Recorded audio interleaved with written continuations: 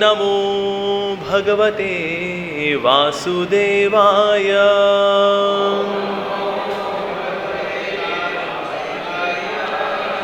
ॐ नमो भगवते वासुदेवाय।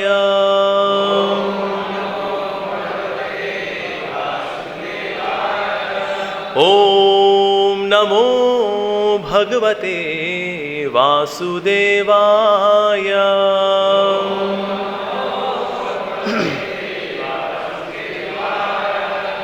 Hare Krishna.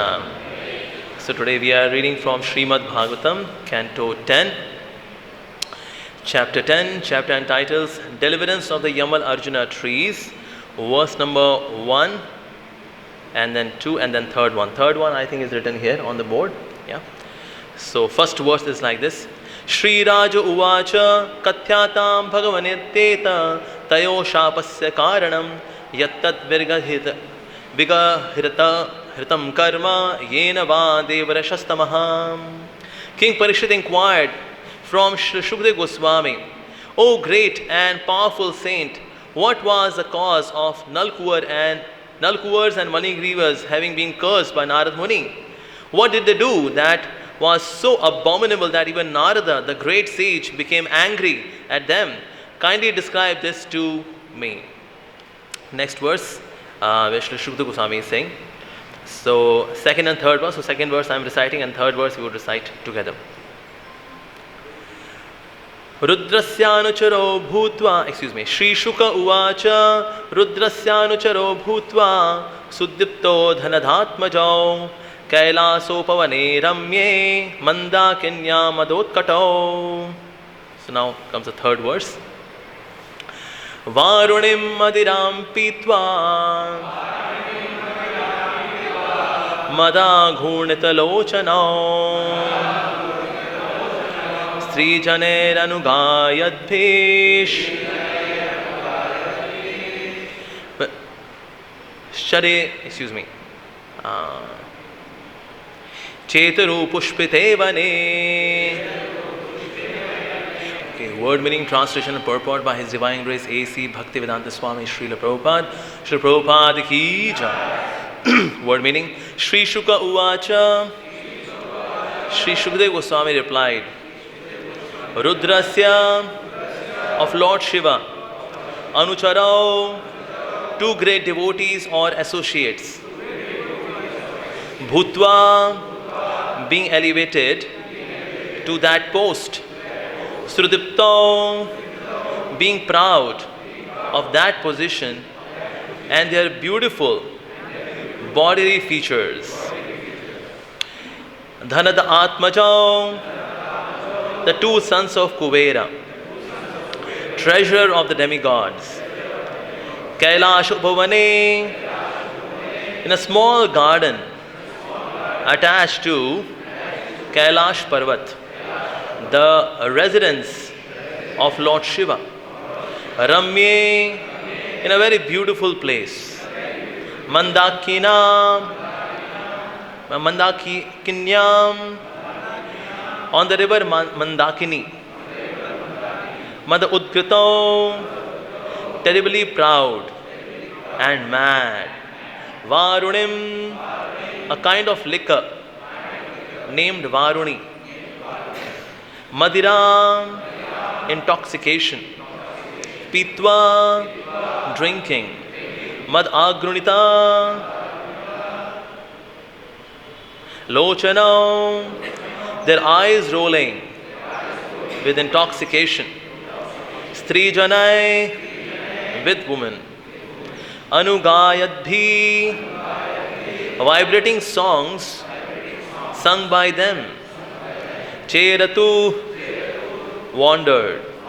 Pushpate Vane, in a nice flower garden. Translation. Shukadeva Goswami said, O King Parikshit, because the two sons of Kuvera had been elevated to the association of Lord Shiva, of which they were very much proud, they were allowed to wander in the garden attached to Kailash hill, on the bank of Mandakini river. Taking advantage of this, they used to drink a kind of liquor called Varuni, accompanied by women singing after them, they would wander in the garden of flowers, their eyes always rolling in intoxication. Purport. This verse mentions some of the material advantages afforded to persons associated with or devoted to Lord Shiva. Apart from Lord Shiva, if one is devotee of any other demigod, one receives some material advantages. Foolish people therefore become devotees of demigods. This has been pointed out and criticized by Lord Krishna in Bhagavad Gita chapter 7 verse number 20. Kamistasya hritajnana prapadyante anna devata. Those who are not devotees of Krishna have a taste for woman, wine and so forth, and therefore they have been described as hritajnana, bereft of sense. The Krishna consciousness movement can very easily point out such foolish persons, for they have been indicated in the Bhagavad Gita chapter 7 verse number 15, where Lord Krishna says, Namam dushkritano mooda prapadyante naradhavam maya pratigyana asuram bhavam ashritam. Those miscreants who are grossly foolish, lowest among mankind, whose knowledge is stolen by illusion, and who partake of the atheistic nature of demons, do not surrender unto me. Anyone who is not a devotee of Krishna and does not surrender to Krishna must be considered Naradhama, the lowest of men, and Dushkriti, one who always commits sinful activities.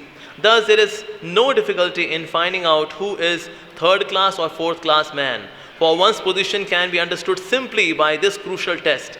Is he or is he not a devotee of Krishna? Why are devotees of the demigods greater in number than the Vaishnavas? The answer is given herein. Vaishnavas are not interested in such fourth class pleasures as wine and women, nor does Krishna allow them such facilities.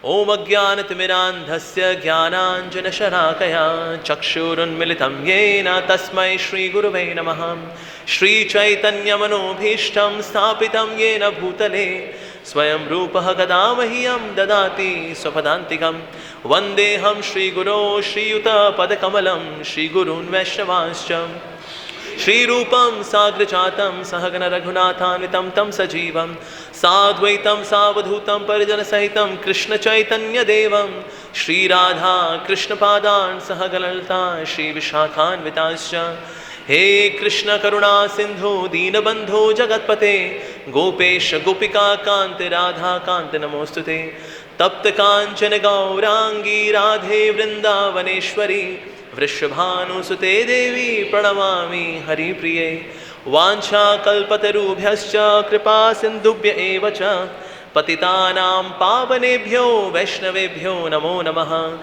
Jai Shri Krishna Chaitanya Prabhu Nityananda Shri Advaita Gadadhar Shivasadi Gaur Bhakta Vrinda Hare Krishna Krishna Krishna Hare Hare Hare Ram Ram Ram Hare Hare Namo Vishnu Padaya Krishna Preshtaya Bhutale Srimate Bhakti Vedanta Swaminiti Namine Namaste Saraswate Deve Gauravani Pracharine Nirvishesha Shunyavadi Paschatya Deshatarine Mukam Kanoti Vachalam Pangum Langayate Kirim Yatripat Mahammande Shri Guru Dinatarinam Paramananda Madhavam Shri Chaitanya Ishwaram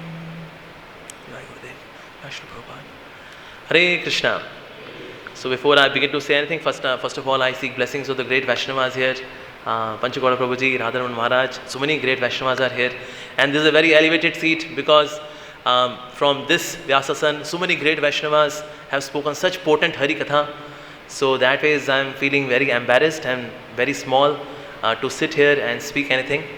But yes, for the transcendental pleasure of the devotees and for my own much needed purification, I'll try to say something. Hare Krishna. So here we see then first verse, Narad Muni, about Narad Muni, Parishad Maharaj is asking that how come a great sage like Narad Muni, he has become angry? Very relevant question. How can a devotee become angry? Can a devotee become angry? Yes, of course, devotee can become angry. There's a difference between becoming angry, flaring up, and second is that I choose to become angry because anger is an emotion. And we should not curb emotions. We should rightly utilize the emotions. So anger also has got its right utility. It is there. Like Srila Prabhupada gives example of Hanumanji. When he went to Lanka, he burnt Lanka. Now, not that he was so much in rage, he was so much flaring up, he was so much angry that he burned entire Lanka, and then at the end he realized, oh, I also burnt Ashok Vatika where there was Mother Sita. Oh no! No. His anger was in control. Two places he did not put fire on. One was Vibhishan's house, because he's a devotee. And second is Mother Sita's place, Ashok Vatika. The rest, entire Lanka, he burnt. So that means if somebody is becoming angry, even in anger, the anger, that means like a flame. So flame should be sim, or, so those who are ladies, they know that when fire is there, fire has to be controlled, and then fire can give good results. One Srila Prabhupada, he was chastising one devotee. As Srila Prabhupada was ringing the bell, and the devotee was not coming, he was lost somewhere. And then Srila Prabhupada called that devotee and he was chastising him. And then at that time, Navigandra Maharaj, he entered the room. He thought that today I would also get bashing, because today Srila Prabhupada's mood is, he's very angry. Today I would also be victim of his anger. But as Srila Prabhupada, he saw Navigandra Maharaj, he entered the room. Immediately Srila Prabhupada was smiling. He said, oh, Navigandra Swami, you have come, welcome. How is the preaching going on? Now Navigandra Maharaj, he was astonished that he was angry, he was chastising. And then all of a sudden now he is so cheerful, he is encouraging, he is welcoming. How come? Because Srila Prabhupada's anger was not in tamas. It's an instrument to correct somebody, for rectification, for the upliftment, for the betterment. So that is, this kind of anger is not in tamas. So in Nard Muni also, when he became angry, not that, oh, in his rage, then he became angry and then he cursed Nalkur and Manigriv. No. They become angry, just like parents, they become angry sometimes on children. Not that they have got this vengeance against their children. They become angry so that they can be corrected, they can be uplifted. So that's given in the first verse. And then in the second verse, we see that now these two brothers, now they are intoxicated. And then Nard Muni, so now Srila Shukadeva Goswami, he is describing that what is their state of condition. So, and then Srila Prabhupada starts with the purport that those who are the devotees of demigods, they have got an advantage, that they have got material opulence. They have got material opulence. Because the devotees of the demigods, they seek material opulence because that is what demigods can offer. Because demigods are mostly, if not all, mostly they are Sakam Bhaktas. And because they are Sakam Bhaktas, that means devotees who are having material desires as well. Of course, when there is trouble, so for troubleshooting, they rush to Brahmaji and then Vishnu, oh please save us, Hiranyakakshipu, Hiranyaksh, Ravan. So they go to the Lord. But yeah, they also have desires. So that's for those who are devotees of the demigods. So they have got material opulence. And we see that even this question would come, this comes in 10th canto itself, where Srila Parikshit Maharaj is asking Srila Shukadeva Goswami that how come the devotees of Lord Hari, they do not have any material opulence. But those who are devotees of Lord Shiva, they have got lot of material opulence. Including Lord Shiva, being a devotee of Lord Hari, he doesn't have even one BHK apartment. So we can't understand that how come Lord Hari's devotees, they don't have anything. And then Srila Shukadeva Goswami explains that how come the devotees of Lord Shiva, they have got material opulence, and the devotees of Lord Krishna or Lord Hari, they have got spiritual opulence. Now not that they can't have material opulence. They don't choose to have material opulence. Like once Yudhishthira Maharaj, he told Lord Krishna, please give me lots and lots of material opulence. Then Krishna said, well, usually my devotees, they don't ask for such benediction. How come you are asking for material opulence, Yudhishthira? He said, well, somehow there is image in the society that those who are devotees of Lord Hari, they are downtrodden, they are beggars, they are paupers, they don't have any material opulence. I want to tell to the world that actually the devotees of Lord Krishna can also have all material opulence if they want to, but they don't choose to have material opulence. That's why I want to have all of this opulence. They don't choose and they just reject it because that's so insignificant actually. That's why. Like there is one very, very beautiful song by Srila Bhaktivinoda Thakur. And he says, Nahi magi deha sukha, moksha nahi magi, na kori pararthana kono vibhutir lagi. So nahi magi deha sukha, I don't want bodily pleasures. Acha, so what do you want? Actually, like this fourth verse, it describes very nicely this verse on which this song is written. Na dhanam. Krishna says, Acha, you don't need money? Money is power. Na dhanam. Okay. Okay, you want popularity, garlands, jai ho, you want that? I can give you. Na janam. Na janam. Okay, na janam. Oh, got it. Everyone wants that. Sundaram. I can give you that. If you want a handsome guy, you want a beautiful girl, I can give you. Tathastu. Huh? No. Na sundaram. Na sundaram? Are you crazy? Are you crazy? Oh, got it. You are from Haridwar, Rishikesh wala lot. You want moksha. You want mukti. Right? I can give you tathastu. No. Mama janmani janmanishware. Life after life, birth after birth. You don't want even moksha. Then what do you want? Bhavatat bhakti. I want bhakti. Bhakti. For whom? Tvai. For you. Oh. Maya, test this guy. Other things I give very easily. Dhanam, janam, sundarim, handsome guy, moksha, very easily. Bhakti.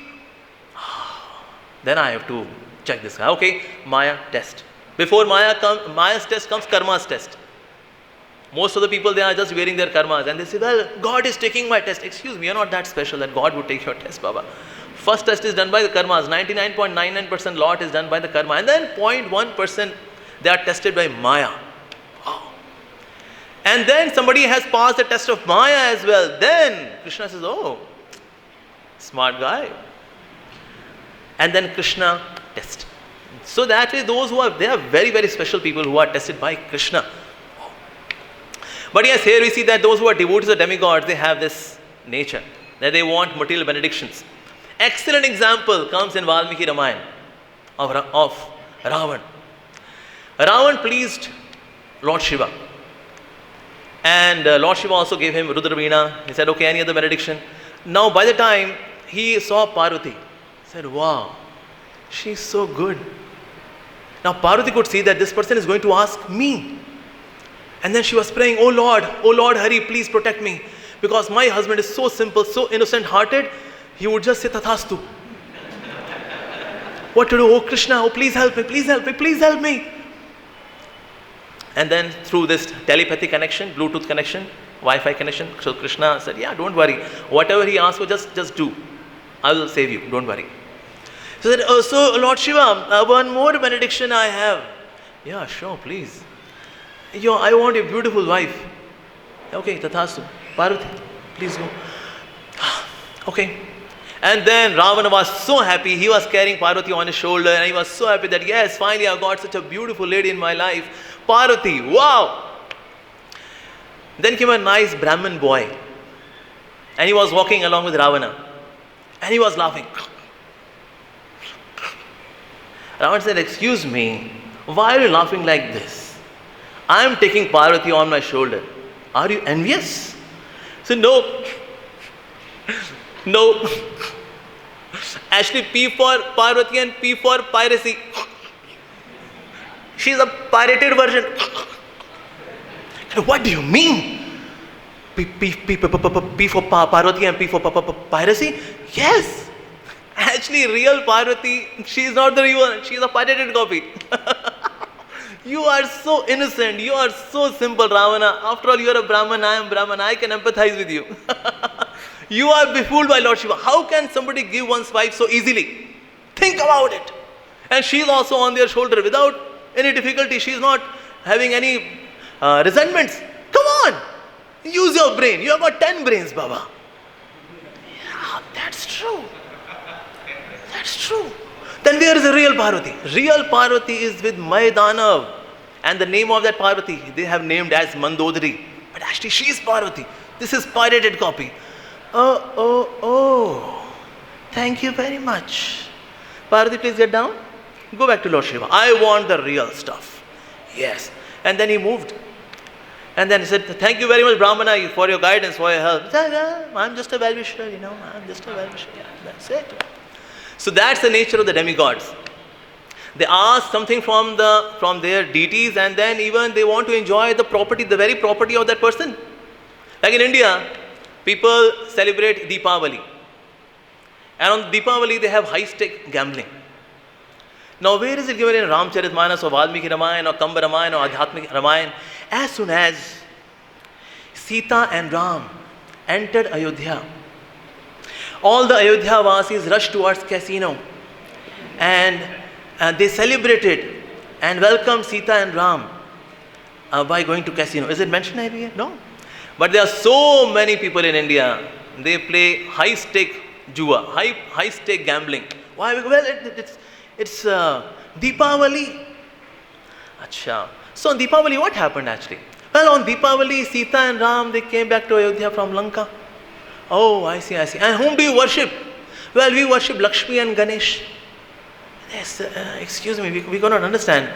Sita and Ram, they are coming from Lanka to Ayodhya, so we should be worshipping Sita and Ram. Now, Baba, what's there in worshipping Sita and Ram?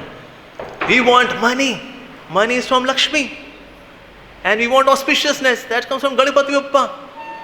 So Lakshmi and Ganesh. Jai Shri Shri Gaunitai ki Jai. Shri Shri Krishna Balaram ki Jai. Shri Shri Radha Shyam Sundar ki Jai. Shri Prabhupada ki Jai. So in India, like that, so people worship Lakshmi, and even Lakshmi and Ganesha are astonished. Lakshmi would ask Ganesha, you are son of Parvati and Shiva, right? Yeah. And you are wife of Lord Narayan? Yeah. So we are being worshipped together? Yeah, because these people can do anything. They are least bothered about worshipping even demigods. They are not devotees of demigods. They are actually devotees of their own desires. And that's it. Material desires. And that's why Srila Prabhupada, he quotes chapter 7, verse number 20. Kamasya hridagyana prapadyanti anya devata. Those whose intelligence is stolen by material desires, they worship the demigods. And those who are worshippers of demigods, they are not devotees of demigods. They worship, actually they are worshippers of their own desires. And that's why in India we see that people merge even two personalities, like Sai Ram, Sai Sham. Now Sai Baba is a different personality and Ramji is a different personality. But now in India people merge these two personalities as Sai Ram, Sai Sham, because we want our desires to be fulfilled. Like Santoshi Ma, she does not exist. Now from where came Santoshi Ma? She came from one movie, Bollywood movie, Jai Santoshi Ma. And there was a disclaimer, all the characters of this movie are fictitious, don't take to your heart. But Indians, they are very hearty people. So every Friday they started fasting for Santoshi Ma. Even there was India-Pakistan match on Friday. So the Indians were saying, well, it's Friday. They would go for namaz. So Pakistan is going to win this match. So somebody said, well, it's Friday, it's Santoshi Ma day. We would fast and India would win. And that day India won. So Santoshi Ma works also. Wow, that's great.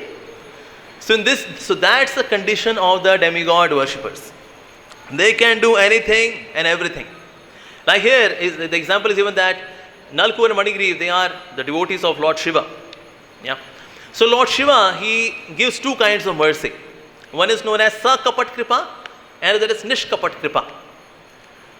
That mercy which is mixed with hypocrisy, that is duplicity. And another is Nishkapat Kripa. That means that's pure mercy. So those who go to the demigods, especially like the Lord Shiva, for material desires, he gives them Sakapat Kripa. So that the material desires can be met, and then ultimately they frustrate their material desires, they are frustrated, and then finally they can come to Krishna. And that's why we see whether Banasur or even Ravana, they would invoke the presence of Lord Shiva, and Lord Shiva comes also. Sometimes it is asked that how come Lord Shiva is fighting against Krishna? Because he knows that Krishna is the Lord. So that people can know that actually he is the Lord. I would be defeated. Like in the case of Banasur also, later on in this 10th canto would come that episode. But why is this so? Harishna Prabhuji. But why is this so? So that he can actually show that Lord Hari, Lord Krishna is superior to me. That's why. Like in Ramayana, there comes this episode where there was war between Shivji and Lord Krishna, and then Supreme Lord Vishnu, he just cut off all the weapons of Lord Shiva, and then Lord Shiva dropped his bow, and this bow fell in Mithila. So then later on Sri Ram would come, and Sri Ram would pick up this bow, while stringing it, break the bow. So that phase when he accepts even some invitations from the demigod worshippers, or even from the demons. Why so? So that it can be established that Krishna is the Supreme Lord. Yes. Like in the case of Mohini Murti also we see that Lord Shiva, he is running after Mohini Murti to show that again that yes, he is the Lord. He is the Lord. Many times he fights with the demons, and then he said, well, I've got nothing to do. Like there was one great demon, and Lord Shiva was fighting with this demon, and then this demon, he destroyed all the weapons of Lord Shiva. And then Lord Shiva was standing just like a devotee standing in Mangal Arati. Standing. And then he prayed to Lord Krishna. And then Lord Krishna, Sudarshan Chakra expanded as the trident of Lord Shiva. And Lord Krishna expanded as Nandi, so to serve his own devotee. So that way we see that many times Lord Shiva, either he is prayerful to the Lord or he is serving the Lord like that. So sometimes he does Sakapat Kripa to those who have material desires. He does Sakapat Kripa. But there are also cases where he does Nishkapat Kripa. Like many of the devotees who have joined ISKCON, earlier they were devotees of Lord Shiva, including myself. I was a hardcore devotee of Lord Shiva. It took me 3 days to accept that Krishna is the Supreme Lord. In fact, when I got in touch with ISKCON, and devotees would defeat me, they would smash all of my arguments, and then gradually my heart was going towards Krishna. And then I went to Shivlinga and I prayed to Lord Shiva, Lord Shiva, please, what is happening to me? My attraction is going towards Krishna. This should not happen. My loyalty is for you. Please help me. Please. And I was weeping. And Lord Shiva did not help me even in one iota of mercy. He said, no. Since you want to do devotion, then you should go to Krishna. And this is my kripa. This is Nishkapat Kripa. When Lord Shiva does Nishkapat Kripa, he acts like Guru Tattva. Just like Guru Tattva is in between the Lord and the living entity, so that the living entity can be connected to the Lord. Because Lord is all blissful and we are all miserable. So there should be some common intersection, and that is Guru Tattva. So that they can be connected to the Lord. Similarly, Lord Shiva also. He is a Tattva in between the Lord and the living entity, so that they can be connected to the Lord. That's why he is there in between.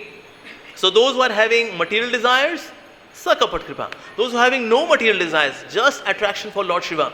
And Lord Shiva, you are so beautiful. Oh Lord Shiva, you are so merciful. So those who are having such amplitude, and then Lord Shiva blesses them as well with bhakti. Like that.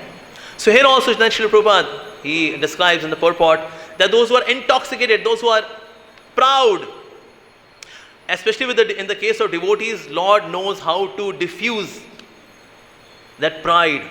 Because as soon as Krishna sees pride on a devotee, he says, well, now I am so anxious to pinprick that boil of pride in my devotee. Like this comes in Kathopanishad, and Srila Bhaktivinoda Thakur quotes this incident, that how the Lord purifies the devotees from pride. Once the demigods, they were victorious over the demons, and they were celebrating, cheers, cheers, yeah, party man, party, yeah, and they were celebrating. And Lord could see, well, they have become proud. Maha. So Lord came in the form of a Brahmin boy. He said, Namaskaram, Namaskaram. Oh great demigods, congratulations, Namaskaram. Oh yes, oh Brahmin boy, today we are very happy. Ask for anything you want to ask. He said, well, not much. I've got this blade of grass. If you can kindly burn this so that I can give this grass to my mom. She used to make some pizza. So if you can kindly burn this grass, I would be very grateful to you. Yeah, sure. Such an insignificant task. Fire god, Agni Dev, please do the needful. And then fire demigod, he was trying his level best, but he could not burn the blade of grass. And then all the fuel was finished. He said, well, Indra, fuel finished. What? You could not burn the blade of grass with all of your might? Okay, other demigods, try. So all of them they tried, and they could not burn that blade of grass. And finally Indra came with his Vajra, and all the demigods, they attacked those collection of blade of grass. But after some time, even Vajra became discharged. So there was some sparking. My God, what's this? We together could not burn this blade of grass. And then that Brahmin boy said, no, it's okay, it's okay. I came with lot of hope that you demigods, people call you demigods, very powerful people, but you could not burn the blade of grass. It's okay. It's okay. I'll go somewhere else. And Indra said, no. We were celebrating. We were partying. There is only one person who can do ragging of all the demigods together, combined in one shot, and that's Lord Hari. So kindly reveal your identity. Who are you, Brahmin boy? And then Lord Hari manifested, yes, that's me. Because I could see here are my devotees. They are becoming proud. So as soon as my devotees, they become proud, so I become very anxious. I become very restless. Then I have to break that pride, crush that pride in a very innovative way, in a very creative way. So that's why I thought that I should come with this plan, that kindly burn this blade of grass. All of you together could not even burn blade of grass. Even that becomes possible because of my mercy. Yes, our merciful Master. Thank you. Yeah. So whenever there is pride, especially here it is mentioned that they were proud of their beauty. Once devotees they brought Miss Mexico to Srila Prabhupada. And devotees were looking at this Miss Mexico. She's so beautiful. Oh, she's so beautiful. Oh, she's so beautiful. And then when she left, Srila Prabhupada said, well, her stool also would smell foul, just like your stool, right? The devotee said, yeah, Srila Prabhupada. Immediately, yeah. In fact, once the devotees were there on airport, so their air hostess, they are beautiful, nice figure, designer clothes. And one disciple was looking at the air hostess. And then Srila Prabhupada saw this disciple. And then Srila Prabhupada came near this disciple. And then Srila Prabhupada said, she's beautiful, right? Oh, now this is very embarrassing. Spiritual master catching the disciple red-handed, looking at somebody with that kind of. So Srila Prabhupada said, she's beautiful, right? And Srila Prabhupada, I'm very sorry. And then Srila Prabhupada said, if the creation is so beautiful, how beautiful the Creator would be. And as soon as he said that, immediately all of that illusion which was there upon the head of this disciple vanquished. Yes. So that's why sometimes the pride can enter the heart even of a disciple. This pride, because we have seen that usually those who are very talented, those who are very intelligent, or those who are very resourceful, it is very difficult for them to become good disciples sometimes, because they see that, well, I am so intelligent, I am more intelligent than my spiritual master, I know more verses than my spiritual master, I am a better preacher than my spiritual master, I am more famous than my spiritual master, so I am better than my spiritual master. And that's the finishing of the career of that devotee, being very intelligent. Like we see that Dr. Patel, most spicy conversations are there with Srila Prabhupada of Dr. Patel. Now those who have heard about the conversation of Srila Prabhupada, they say, well, let's choose Dr. Patel conversations, because he was very scholarly, and whatever he would present, then Srila Prabhupada would have very beautiful presentation, the Vedic view, the Vaishnava view on that. So once Srila Prabhupada said actually that Dr. Patel, he's a Mayavadi, he's an impersonalist. And this thing, when Dr. Patel came to know, he said, well, Srila Prabhupada, how can you say that I'm a Mayavadi, I'm an impersonalist, I'm a devotee, I'm a Vaishnava? So Tamal Krishna Maharaj, he asked Srila Prabhupada, Srila Prabhupada, you mentioned that he's a Mayavadi, he's an impersonalist, but he claims to be Vaishnava. So who is he actually? Is he an impersonalist, or is he a Mayavadi? Or is he a devotee? Srila Prabhupada, then he narrated one story. He said there was once a scholar, and he knew many languages. And he was so fluent in all the languages that he challenged that if anybody can guess the mother tongue of the scholar. Because he was so pakka, even in pronunciation. Because there are people who are scholars, but in pronunciation they have this mother tongue influence. Like for example, an English person, if he speaks Hindi, so he would say, Namaste, humko aake achilaga. So you would conclude, oh, he's an English guy speaking Hindi. Right? Or say a Punjabi speaking English. When did you come to Vrindavan? It is so nice to see you. Have a nice trip. Thank you. Changa hai. Oh, it's a Punjabi guy speaking English. So everyone has got this mother tongue influence. So the scholar was not having even mother tongue influence. He was so pakka. So he challenged that, okay, if anybody can guess what's my mother tongue. Srila Prabhupada is telling this anecdote. So one guy said, in the evening I'll tell you what is your mother tongue. In the evening. He said, okay, all right. Where do you stay? Well, I'm staying there. Okay, all right. In the evening, this guy came, knocked the door of the scholar, and then as the scholar opened the door, this person started speaking foul words, insulting him, abusing him. And then this person replied in Bengali. He said, your mother tongue is Bengali. He said, yeah, you are right, but how come? He said, when somebody is provoked, then what is inside comes outside. So nobody gives slang in other languages. One gives foul language or whatever in its own language, because when somebody is angry. So then Srila Prabhupada said, just like when this person was provoked, he spoke Bengali. Similarly, when I provoke Dr. Patel, then all this Mayavad comes, but, Mayavad. So externally he quotes Vaishnava scriptures and Vaishnava shlokas, but when he's pushed, then comes the real colors. The real color is that is a Mayavadi actually. But we see that Dr. Patel had so many conversations with Srila Prabhupada, but he could not become a devotee. Why? Because he was so much obsessed with this knowledge. So one has to sideline this knowledge, the mundane knowledge. One has to do that. Like when 5th canto was released, Srila Prabhupada said some of the devotees would leave our movement. Because many of the descriptions, they do not match with modern scientific discoveries and inventions and facts and figures. They do not match. And that's why when 5th canto was released, Srila Prabhupada said some of the devotees would leave our movement.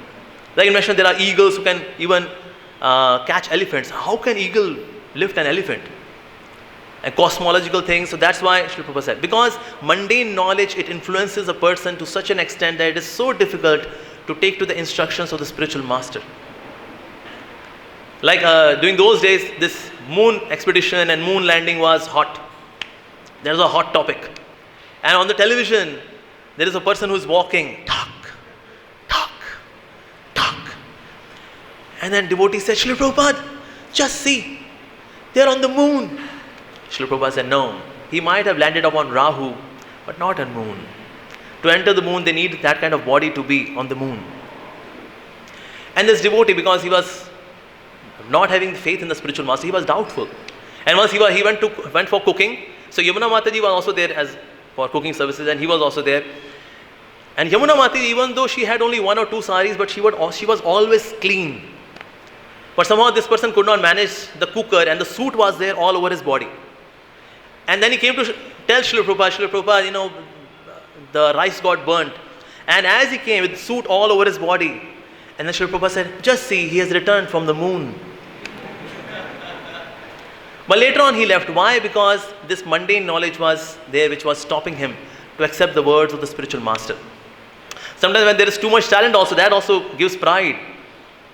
Once devotees, they brought one very talented pop singer to sing Guru Puja, so that Srila Prabhupada would hear the melodious Guru Puja. And then he started singing Guru Puja. Shri Guru Charana Padma Kevala Bhakati Sadma. Hey, Shri Guru. And Srila Prabhupada could see this perverted version of Guru Puja. He did not say anything, he just moved his hand, move this guy. That's it. And then Srila Prabhupada said, where is Loknath Swami? Bring Loknath Swami. And then Loknath Maharaj, when he came, and then when he started Shri Guru Charana Padma, and the Maharaj said, and then Srila Prabhupada said, that's what I call Kirtan. That's what I call Kirtan. So this person who was having this talent, that he's a pop singer, he's very melodious, well, excuse me. So sometimes those who are too talented, for them, when they are too much, they identify with their talent. They identify with their intelligence. So intelligence is made of rajas. So that's why it is very difficult for very intelligent people to become very humble devotees. But in case they do so, they become very humble devotees. They can be ravishing. So that is, if somebody is very intelligent, at the same time very innocent, that's a deadly combination. Because intelligence is working as subordinate to devotion to Sri Guru or Krishna. So then the person can do miraculous things actually. So we see that in this way, this Nalkuvar and Manigriv, how they were intoxicated with pride. And here it is mentioned that those who are not becoming devotees of Lord Krishna, they get addicted to material pleasure. This happens, this naturally happens actually.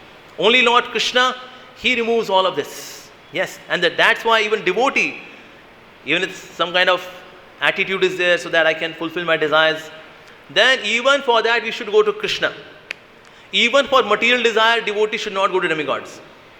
Sripad Ramanujacharya says, in case you have got some kind of ailment, and the remedy of that ailment is that you get prasad of some demigod, then Sripad Ramanujacharya says, better you die, but don't take prasad of the demigods. We take prasad only of Krishna.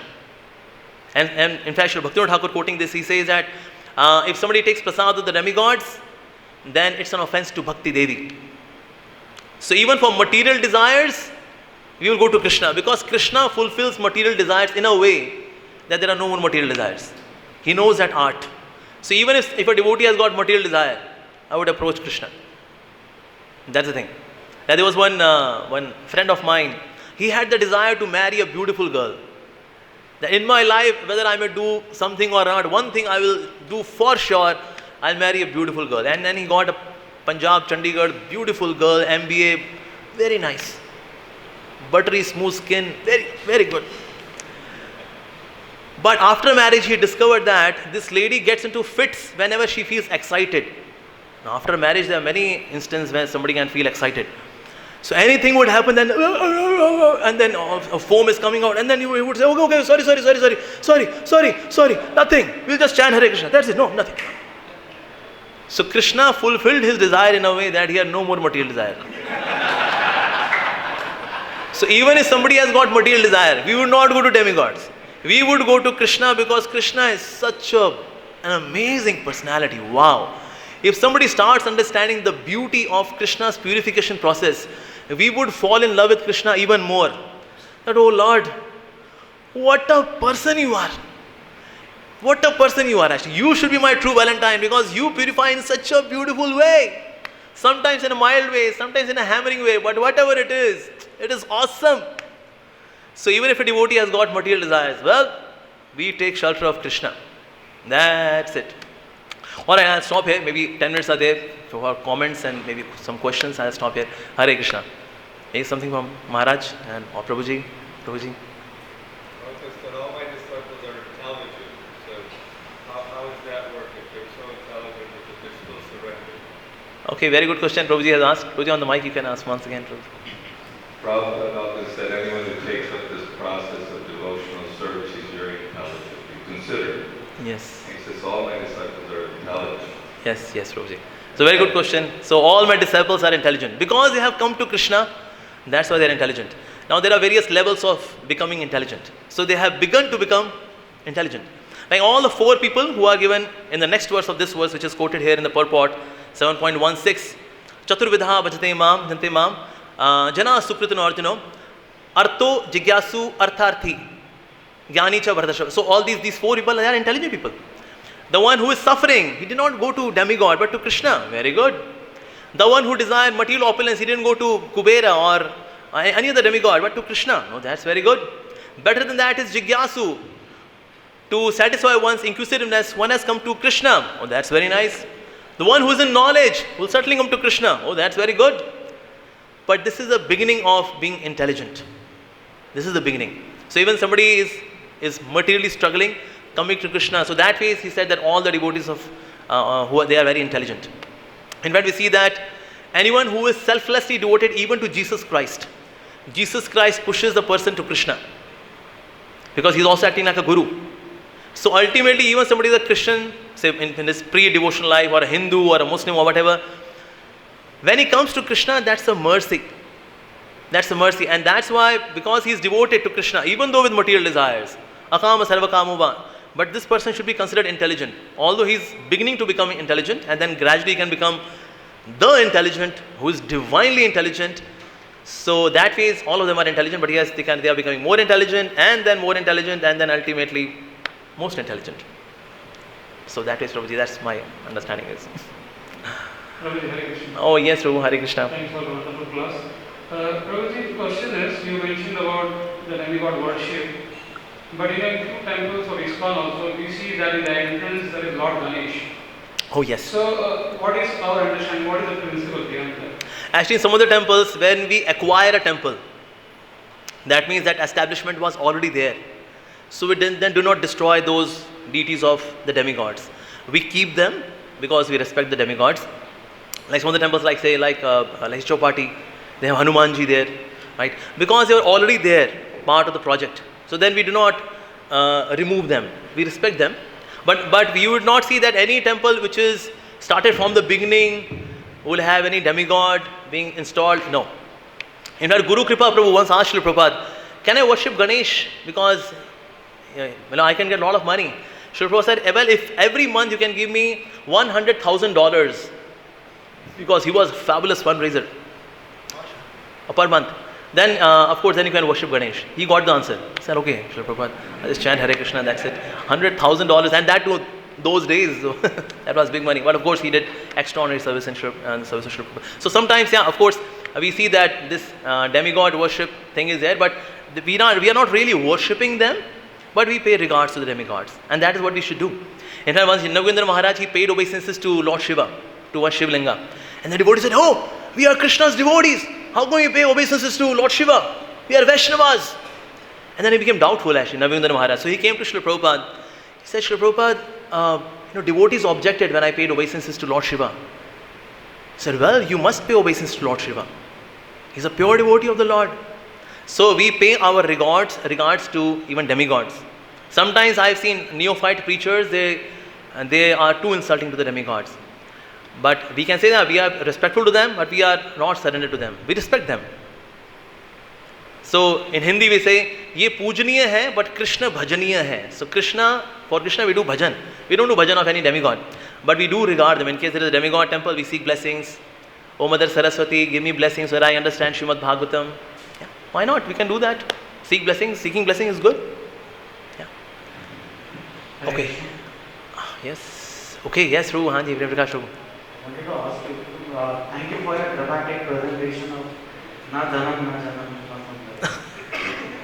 So, you mentioned that, once a devotee tries to understand in the last purificatory process of Krishna, he falls more in love for Krishna. Yeah, that's true. So, as practicing devotees and Yeah. trying to serve Srila Prabhupada, and when you actually start going through certain purificatory process, and institution.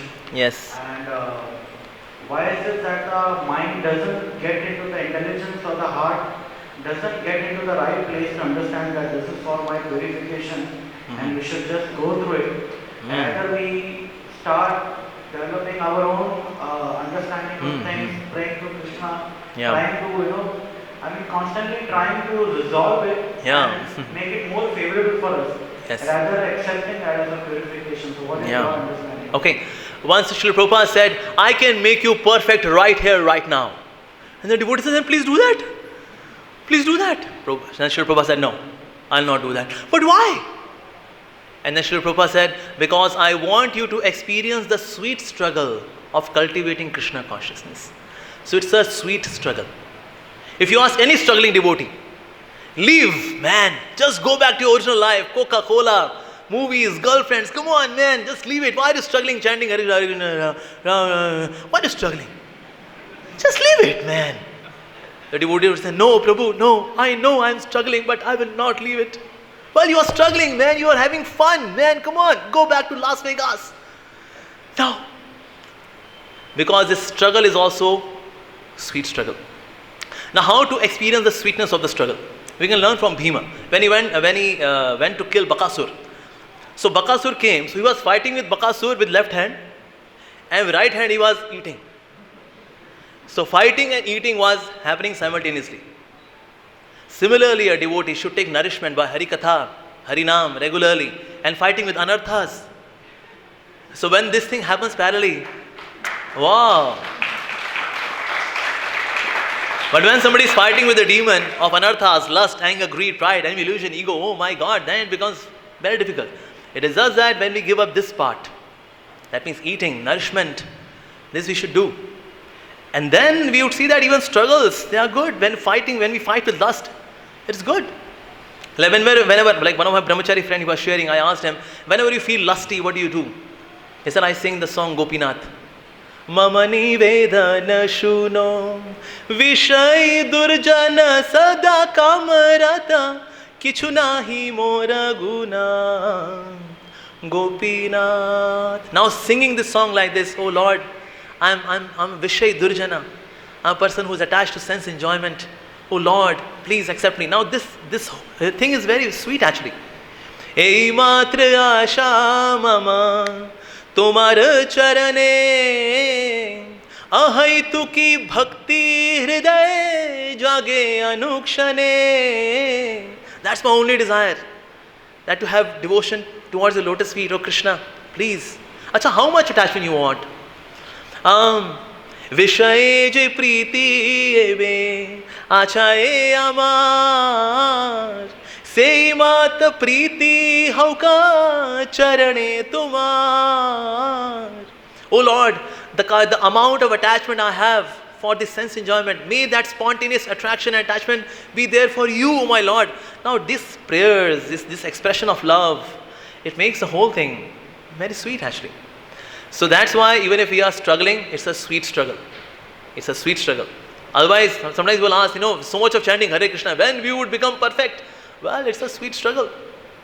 Yeah. Once a devotee a guy met a devotee. He said, what's your philosophy? The devotee said, well, chant Hare Krishna and be happy. Okay, when do you chant? He said, in the morning, 5:15 to 7:15 we chant. So he came to the temple and devotees were chanting Hare Krishna, Hare Krishna, Hare Krishna, Ram, Hare Krishna, Ram, Ram, Ram, Ram, Ram, Ram, Ram, Ram, Ram, Ram, Krishna, Ram, Ram. So he went to the devotee. He said, well, you told me your philosophy is chant Hare Krishna and be happy. Is this what you call happy? Is this happy? This is happy? This is what you call happy? So devotee said, well, yesterday I met you and I gave you the gist of the philosophy. Chant Hare Krishna and be happy. The complete philosophy is chant Hare Krishna, struggle and then be happy. So currently they are struggling, later on they will be happy. Alright, it's already 9 now, so thank you all very much. Shri Prabhupada ki jai, Srimad Bhagavatam ki